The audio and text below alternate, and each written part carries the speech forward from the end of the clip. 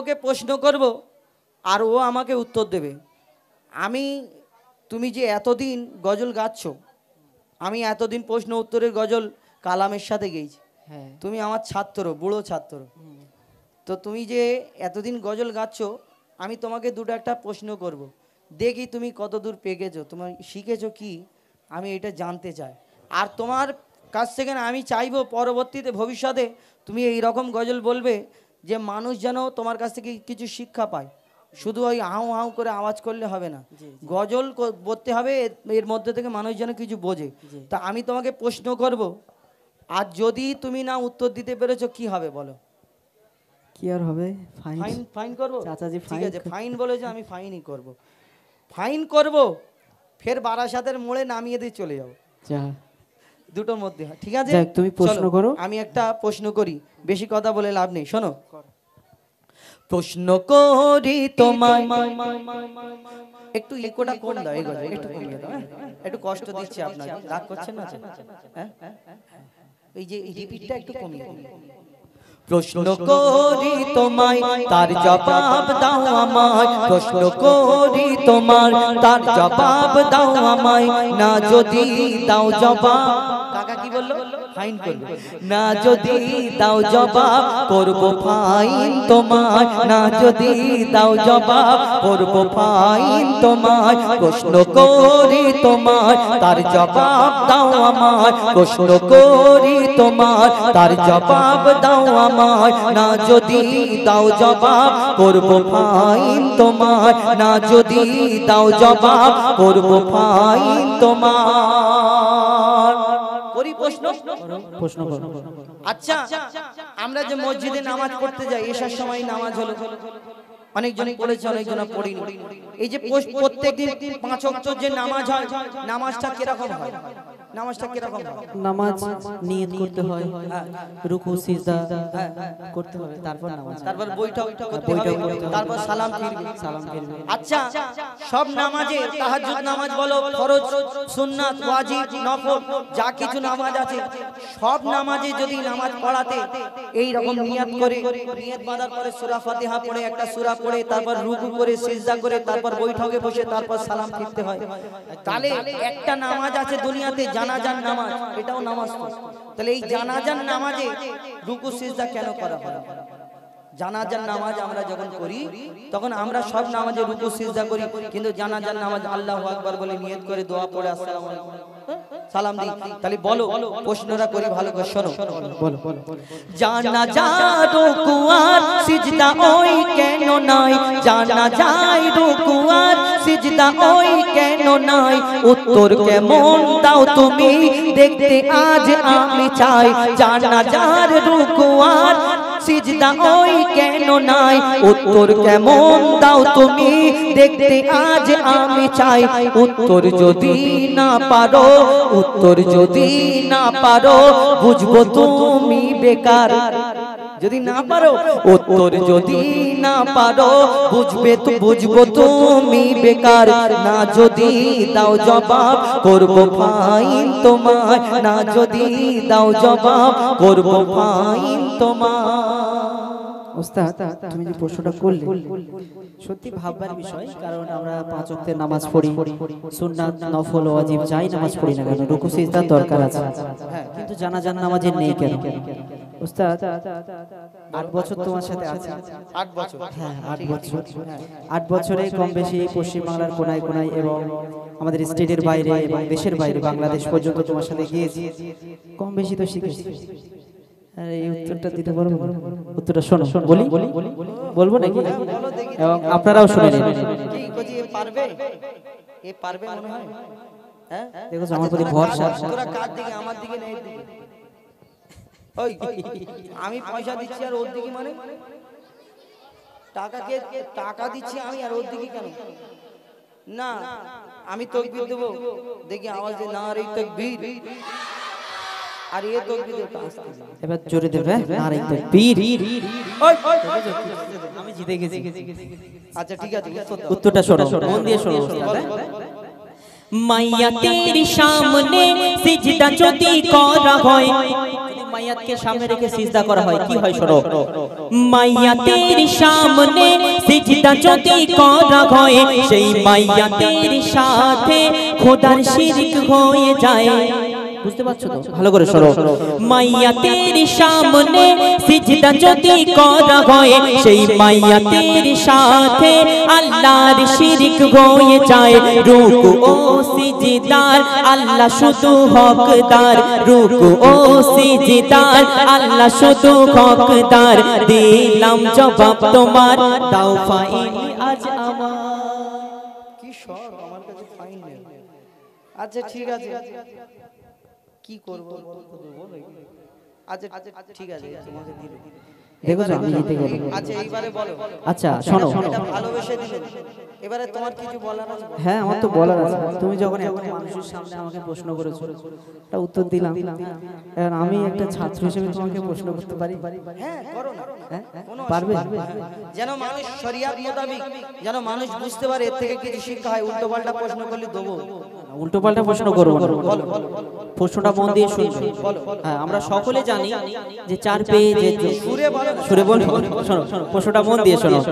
ইগোটা কোন দুম্বা ছাগল উঠ গরু দুম্বা ছাগল উঠ গরু ধর্মে হালাল জানে দুম্বা ছাগল উঠ গরু ধর্মে হালাল জানে শুকর কেন হয় হারাম তার জবাব দাও শুনি ভালো করে প্রশ্নটা শোনো দুম্বা ছাগল উঠ গরু ধর্মে হালাল জানে শুকর কেন হয় হারাম তার জবাব দাও শুনি সময় দিলাম 2 মিনিট তার বেশি নয় গো আর সময় দিলাম 2 মিনিট তার বেশি নয় গো আর না দিলে তার জবাব করব ফাইন তোমার বেলায় আমি সময় দিলাম আর তুমি আমাকে 2 মিনিট সময়। ওস্তাদ মানুষ আচ্ছা ঠিক আছে, তুমি বলছো যে গরু, দুম্বা, ছাগল, উট, ভেড়া এগুলো হালাল। হ্যাঁ শরিয়াতে হালাল। হ্যাঁ শুকর মানে শুয়োর যাকে বলা হয়, এই শুয়োর 4 পেয়ে জন্তুর এও আর ওগুলো 4 পেয়ে জন্তু, ওইগুলো হালাল আর এটা কেন হারাম, তাই তো? তাও তো কথাটা ঠিক, ও বি 4 পেয়ে জন্তুর, এ বি 4 পেয়ে জন্তুর, ওর গোশ আছে এরও গোশ আছে, সব তো একই ব্যাপার। তাহলে শুনে রাখো, যদি সব ওইগুলো হালাল হয় এটা কেন হারাম শোনো। বলো শুকর হলো প্রাণঘাতিক সব রোগের ভান্ডার শুকর হলো প্রাণঘাতিক সব রোগের ভান্ডার শুকরের গোশতে তৈরি হয় ক্যান্সার। আমার নবী বলেছে যে এইটা খেলে উম্মতের জন্য ক্ষতি, সেইটা আমার উম্মতের জন্য হারাম, তাই না? আমার দয়ার নবী বলেছে শোনো শুকর হলো প্রাণঘাতিক সব রোগের ভান্ডার শুকরের গোশতে তৈরি হয় ক্যান্সার চরিত্রহীন এই পশু এর জোড়া নাই গো আর চরিত্রহীন এই পশু এর জোড়া নাই গো আর দিলাম জবাব দিলাম জবাব ভাই তোমার দাও ফাইন গো আমার। শোনো ফাইন দিতে হবে না, আমি তোমাকে, তুমি আমার ছোট ভাই, আমি তোমাকে ভালোবাসি, দরকার নেই আমার ফাইন। কিন্তু শোনো এই যে কথাটা আমি বললাম তোমাকে বোঝাতে পেরেছি? একদম। আমরা এর মধ্যে থেকে কি পেলাম যে আমরা গরু, ছাগল, মোষ এসবগুলো খাই, এগুলো হালাল, কিন্তু শুকর এই যে শুকরটা আমরা আল্লাহ রসুল আমাদের জন্য খাওয়া হারাম করেছে। কেন? এর থেকে প্রাণঘাতী এই যে শুকর, এর গোশ খেলে আমাদের এর থেকে ক্যান্সার সৃষ্টি হয়। এই কারণে আমার নবী বলেছেন উম্মতের জন্য যেগুলো কষ্ট অসুবিধা আছে সেইগুলোকে আমার দয়ার নবী হারাম বলে গেছে। আবার কিছু মেয়ে ছেলে মূর্তি আছে, আমাদের বাড়ি বাড়ি কিছু মহিলা আছে, বলে ওই শুয়োরের নাম বলিনি 41 দিন নাপাক হয়ে যাবে। আল্লাহ আস্তাগফিরুল্লাহ, এরকম বলে না? শুয়োরের নাম বললে নাকি 41 দিন নাপাক হয়ে যাবে। তাহলে কোরআন শরীফে এসব ফালতু কথা, এসব গুজব কথা কে বলে আল্লাহ জানে, কোথা থেকে পায়, কোন মৌলানা বলেছে এনাদের। তো শুকরের নাম তো ওই কোরআন শরীফে তো আল্লাহ উল্লেখ করেছেন, খিনজির আরবিতে উল্লেখ করেছেন। তাহলে যদি 41 দিন নাপাক হয়ে যায় শুকরের নাম নিলে, তাহলে ওই কোরআন যেই ওই নামটা আসবে তা করে লাম মেরে ওই পুকুরেতে গিয়ে গোসল করতে হবে। যাওয়া যাব গোসল করে আবার চলে আসতে হবে। শুকরের নাম বলে 41 দিন নাপাক হয়ে যায়, কে হয়ে যায় আপনাদের? এরকম চিন্তা ভাবনা রাখবেন না। এই শুকরের গোশ আমাদের জন্য হারাম এই কারণে। যাই হোক, তোমাকে আর একটা প্রশ্ন করব, শেষ প্রশ্ন, এবং এই কবির, যে কবির নাম আমি বলে দেবো এবং আমার ইউটিউবার ভাই যারা ছাড়বেন এই কবির নামটা সহ ছাড়বেন, তাহলে যিনি কবি লিখেছেন তার হয়তো কষ্ট হবে না ছাড়লে। শোনো, মরা মাছ ইসলামে খাওয়া যে নয় হারাম। বাজারে যে মরা মাছ পাওয়া যায়, হ্যাঁ হ্যাঁ, এইগুলো কিন্তু হারাম না, না, হালাল। মরে পচে 14 দিন 15 দিন পর কন্টেনারে করে আসে বরফ লাগিয়ে, সেই মাছগুলো কিন্তু হালাল, হারাম না। তাহলে শুনে রাখো আমার আরেকটা প্রশ্ন, শোনো, মরা মাছ ইসলামে খাওয়া যে নয় হারাম, কিন্তু মরা মুরগি ওই খাওয়া কেন হারাম? মরা মাছ ইসলামে খাওয়া যে নয় হারাম, কিন্তু মরা মুরগি ওই খাওয়া কেন হারাম? আশা রাখি এর জবাব দেবে সঠিক আমায়, না যদি দাও জবাব করব ফাইন তোমার। মোটামুটি এই প্রশ্নটাও কিন্তু খুব মূল্যবান প্রশ্ন। হ্যাঁ, যে আমরা সকলে মাছ আমরা খাই, হারাম না, খাওয়া যায়। পচা মাছ হলেও আমরা বাচ্চা দিয়ে তাকে রান্না করে খাই, কিন্তু মুরগি মরে যদি যায় সঙ্গে সঙ্গে সেটা আর খাওয়া যাবে না, হারাম না। কিন্তু কেন, যদি মরা মাছ খাওয়া যায় মরা মুরগি কেন খাওয়া যাবে না? তো শোনো, তাহলে বলো, বলছি, শোনো। শোনো দাদা, মুরগি ওই যখনই মারা যায়, মুরগি যখন মারা যায় তখন কি হয়? শোনো দাদা, মুরগি ওই যখনই মারা যায়, ওর যত রক্ত ওই গোস্ত সব তখন শুষে নেয়। ওই রক্তে থাকে জীবাণু, গোস্ত দূষিত হয়। কারণ যখন মুরগিটা মরে যায় তখন রক্ত, সারা মাংস, তার গোস্ত সব চুষে নেয়, আর চুষে নেওয়ার পরে সেই গোস্তটা তখন আল্লাহ রসুল রক্তকে হারাম করেছে, তাই মূল্যবান কথাই লিখছেন। শোনো দাদা, মুরগি ওই যখনই মারা যায়, ওর যত রক্ত ওই গোস্ত সব তখনই শুষে নেয়। রক্তে থাকে জীবাণু, গোস্ত দূষিত হয়। যদি জবাই করা হয় রক্ত সব বেরিয়ে যায়, রক্ত পান হয় হারাম, এ যে হুকুম খোদার। রক্ত পান হয় হারাম, এ যে হুকুম খোদার। দিলাম জবাব তোমার, দাও ফাইন আজ আমার। আমি আর প্রশ্ন করবো না, তুমি সব প্রশ্নের উত্তর দিয়ে দিচ্ছ, তোমাকে ফাইন কোথা থেকে দেবো? যাই হোক, এই গজলটা এই কলিতে এইটা বোঝাতে চাইলো যে একটা মাছ আমরা খেতে পারি, আমাদের জন্য হালাল আছে, কিন্তু মুরগি কেন হারাম? এই মুরগি আমরা হালাল করে খাই, অন্য জনারা দেখবেন ঘাড় মোটকে ওটা খেয়ে নেয়, কিন্তু আমরা এই যে বিসমিল্লাহ বলে যে জবাই করি, এই রক্তটা যে বেরিয়ে যায়, আর রক্ত পান করা হলো মুসলমানদের জন্য হারাম, আমার দয়ার নবী বলেছেন। আর এই রক্ত যদি না বেরিয়ে যায়, তাহলে মুরগিটা মরে গেলে এই রক্তটা সঙ্গে সঙ্গে সারা শরীরে এই গোশেতে এই রক্তটা শুষে নেয়, আর সেই গোশটা যদি আমরা খাই, সেই রক্তটার সঙ্গে এই গোশের সঙ্গে রক্তটাও আমাদের পেটে যাবে। এই কারণে আমাদের জন্য এই মরা মুরগি আমাদের জন্য খাওয়া হারাম করেছে। এবং এই গজলটি যিনি লিখেছেন কবি বনি আমিন সাহেব, জানার লেখা, একদম এই কথাটা সামনে যিনি ছাড়বেন, এই কথাটা সামনে ছাড়বেন, উনি নাহলে ভাববে যে কবির নামটা হয়তো বলে না। যিনি লিখেছেন পশ্চিমবাংলার বিখ্যাত কবি, আমাদের কবি বনি আমিন সাহেবের লেখা। যাই হোক, এই গজলটা আরো অনেক বড় রয়েছে, আমরা পুরোটা বললাম না, আবার একদম নতুন লেখা হয়েছে, আমরা চেষ্টা করলাম আপনাদের সম্মুখে তুলে ধরার। এবার শেষের দিকে যাবো ইনশাআল্লাহ। উনি থেকে একটা ঘটনা আপনাদের সম্মুখে তুলে ধরবো, তবে মন দিয়ে শুনতে হবে, তবে বুঝতে পারবেন কি ঘটনা। একদিন হযরতে আলী কারামাল্লাহু ওয়াজহু তিনি যুদ্ধে যাবেন, রেডি হচ্ছে। মা ফাতেমা, আল্লাহ রসুলের জামাই, আমরা সকলে জানি হযরতে আলী, তার নাম শুনেছি। তো মা ফাতেমা এবং হযরতে আলী, তাদের অনেক মহব্বত, অনেক ভালোবাসা, আমরা সব জানি। কিন্তু একদিন যুদ্ধে যাবে, হযরতে আলী রেডি হচ্ছে, ঢাল তলোয়ার পোশাক যা কিছু লাগবে, আর মা ফাতেমা হাতে হাতে হাতে হাতে করে তাকে হেল্প করছে সুবিধা হবার জন্য। এবং যখন সব কমপ্লিট হয়ে গেল, যুদ্ধে বেরিয়ে যাবেন, তখন মা ফাতেমা বলছে, স্বামী গো, আমার একটা আবদার, একটা আবেদন আপনার কাছে আছে, রাগ করবেন না। কি না, আমি যে জামাটা পরি, পোশাকটা যে পরি, অনেক তানারা তালি দেওয়া পোশাক পরতেন, এখন তো আমার মায়েদের যদি 4টে ঈদের সময় জামা হয়, তো ওই 4টে জামা হওয়ার পরেও স্বামীকে বলে রাত্রে যে হ্যাঁ গো ওই ছবিনা ভাবির 5টা হলো আর আমার ছবিনা ভাবির বরের থেকে তোমার বেশি রোজগার, আমার 4টে হলো। দুঃখ করে, আপনারা দুঃখ করেন, কিন্তু মা ফাতেমা তানাদের জীবনী পড়বেন, জীবনী শুনবেন, তাহলে ফায়দা হবে। তানারা প্রয়োজন ছাড়া জামা নিতেন না, তালি দেওয়া কাপড় জামা কাপড় পরতেন। তো মা ফাতেমা বলছে স্বামী গো আপনি যখন ফিরে আসবেন আমার জন্য একটা জামা আনবেন, একটা জামা। কেন? আমার তেমন কিছু জামা নেই পরার মতো, তাহলে আপনি যখন আসার সময় নিয়ে আসলে ভালো হয়। এই কথাটা শোনার পরে হযরতে আলীর মনটা একটু খারাপ। কেন? তিনি দেবেন না, না তিনি যুদ্ধে যাচ্ছেন, চিন্তা করছেন যে আমি যদি আল্লাহর রাস্তায় শহীদ হয়ে যায় তো ফাতেমা আমার কাছে কিছু চায় না, হঠাৎ যদি আমি চাইলো আর আমি যদি আল্লাহর রাস্তায় শহীদ হয়ে যাই, এর মনের আশাটা পূরণ হবে না। আমার তানার স্ত্রীকে অনেক ভালোবাসতেন, তাই মনটা খারাপ করে তিনি যুদ্ধে চলে গেল। আর এই ঘটনাটা ইমাম হাসান ইমাম হোসাইন দেখার পরে ছুটে ছুটে আমার নবীর কাছে পৌঁছে গেল। যাওয়ার পরে আমার নবী জিজ্ঞেস করছে তোমার আব্বা মা কি করছিল?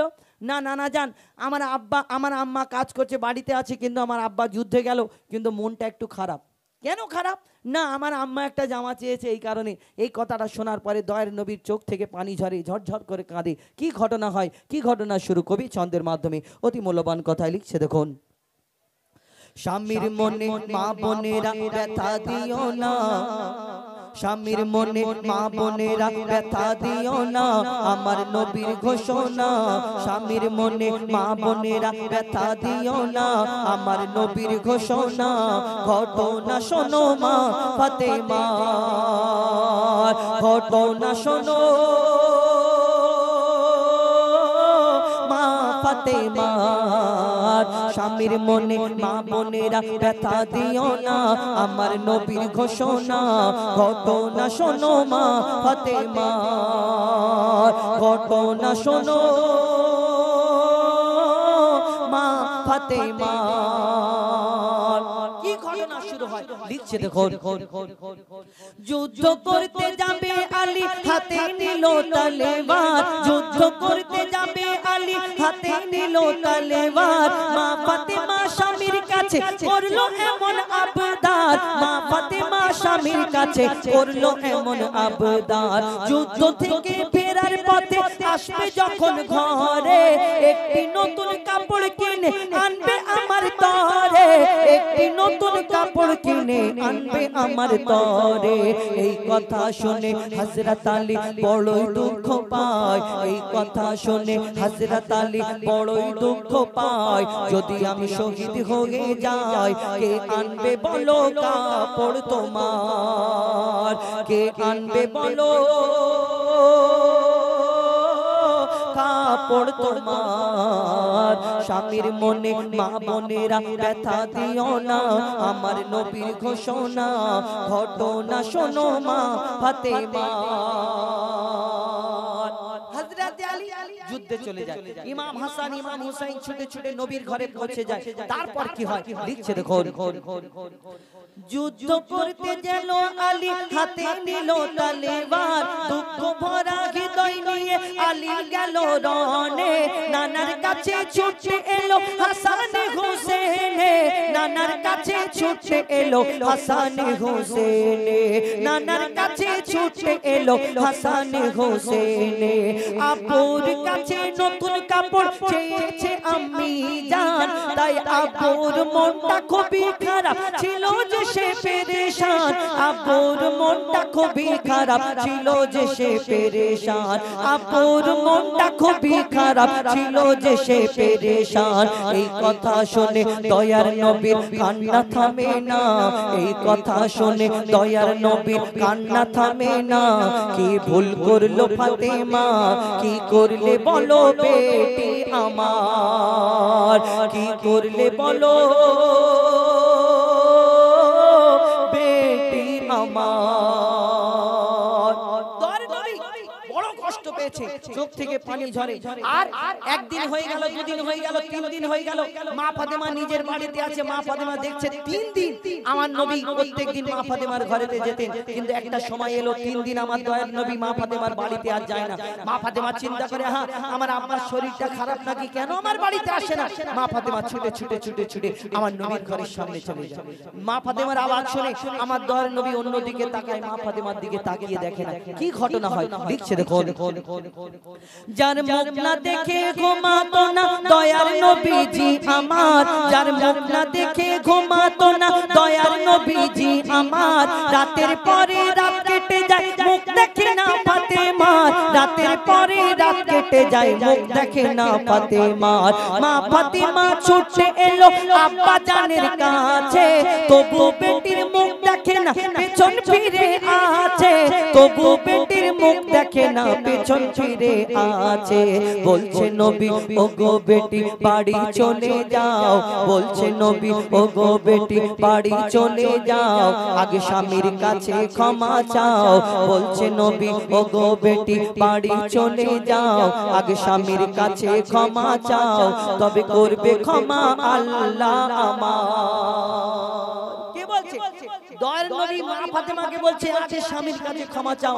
কিন্তু এখন বর্তমানে কিছু প্রধানমন্ত্রী মার্কা মা আছে, দেখবেন যদি মেয়ে শ্বশুর বাড়িতে কষ্ট পায়, যদি স্বামীর সঙ্গে কোনো একটু টুকবুক হয়, তখন সেই প্রধানমন্ত্রী মা গুলো কি করে জানে? মেয়ে ফোন করে বলে, মা তুমি আমাকে গলায় কলসি ঢুকিয়ে আর আমাদের ওই লাল পুকুর লাল শান পুকুরে ওই ডুবিয়ে মেরে ফেলে দিতে পারতে, তার ভালো হতো, কিন্তু তুমি এমন জায়গায় আমার বিয়ে দেবে কেন? কচি কি হয়েছে? কেন মনা কি হয়েছে বল আমাকে, কি বল না আমার স্বামী আমাকে এরকম এরকম ছোট বড় কথা বলেছে। তখন সেই প্রধানমন্ত্রী মা গুলো বলে, শোন তোকে যা বলবে তুই তাই বলে আদায় করে নিবি, তোর পিছনে আমি আছি। একদম প্রধানমন্ত্রী মার গায়ে মা এইগুলো আবার বলে, তোকে যদি মারে তুইও দুই চার গাল মেরে দিবি, তারপরে আমি আছি দেখে নেবো। তো ওই সব কারণে ওই সব মায়েদের কারণে এই মেয়েগুলো কি হয়, বাপের বাড়ি এসে পড়ে থাকে ভাইদের কাছে, আর এই মাগুলো তো সারা জীবন থাকে না। এই মাগুলো যখন চলে যাবে ওই মেয়েগুলো কি হবে, সারা জীবনটা নষ্ট হয়ে যাবে। সারা জীবন কি মা কোলে কোলেই বসে থাকবে মেয়েটাকে? না, মেয়েকে আমরা কি তাকে সাহস দেওয়ার জায়গায় তাকে বোঝাবো যে স্বামীর ঘরে অনেক কিছু হয়ে থাকে, কিন্তু আমরা তার উল্টো করি। যাই হোক, এটা আলাদা কথা। কিন্তু মা ফাতেমাকে যখন এই কথা বলে, দয়ার নবী যখন এই কথা বলে, মা ফাতেমা কাঁদতে কাঁদতে বাড়িতে চলে যায়। মা ফাতেমা তিনি নিজের বাড়িতে চলে যায়, দরজা বন্ধ করে ডুকরে কাঁদে। তারপর কি হয় লিখছে দেখো।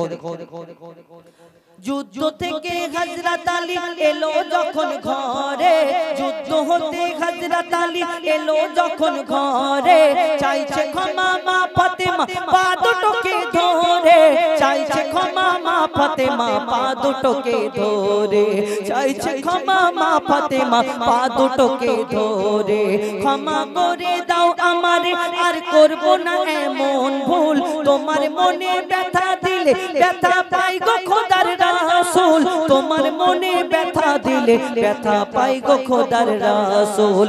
আলী ফাতেমা হাসান হোসেন নবীর কাছে যায়, আলী ফাতেমা হাসান হোসেন নবীর কাছে যায়, নবী মোর দেখে শান্তি পায়, এমন ভুল কখনো করো না গো আর, এমন ভুল কখনো করো না গো আর, স্বামীর মনে মা বোনেরা ব্যথা দিও না, আমার নবীর ঘোষণা ঘটনা শোনো মা ফাতেমার। শেষ কথা, আমার নবীকে হযরতে আলী তিনি এসে বললেন, ইয়া রাসূলুল্লাহ ইয়া হাবিবাল্লাহ, আপনার মেয়ের প্রতি আমি নারাজ, এরকম না, আমার কাছে কিছু নেই তাই আমার মনটা খারাপ, কিন্তু এইটা শোনার পরেও আমার দয়ার নবী এই উম্মতের শিক্ষার জন্য সেদিন মা ফাতেমাকে কি বলেছিলেন কবি ছন্দের মাধ্যমে লিখছে দেখো। বলছে নবী আল আরাবী শোনো বেটি ফাতেমা, বলছে নবী আল আরাবী শোনো বেটি ফাতেমা, আলী যদি আজ তোমাকে না করি তো ক্ষমা, আলী যদি আজ তোমাকে না করি তো ক্ষমা, আমি তোমার আব্বা তোমাকে ক্ষমা করতাম না, আমি তোমার আব্বা তোমাকে ক্ষমা করতাম না, স্বামীকে যে দুঃখ দেবে আমি নবী তাকে চিনব না, স্বামীকে যে দুঃখ দেবে নবী তাকে চিনবে না। কেমন শিক্ষা দিয়ে গেল নবী দো জাহান, কেমন শিক্ষা দিয়ে গেল নবী দো জাহান, শুনে রাখ মঈদুল ইসলাম ভুল ছিল না মা ফাতেমার, ভুল ছিল না মা ফাতেমার, স্বামীর মনে মা বোনেরা ব্যথা দিও না, আমার নবীর ঘোষণা ঘটনা শোনো মা ফাতেমার। ঘটনা শোনো মা ফাতেমার, ঘটনা শোনো মা ফাতেমার।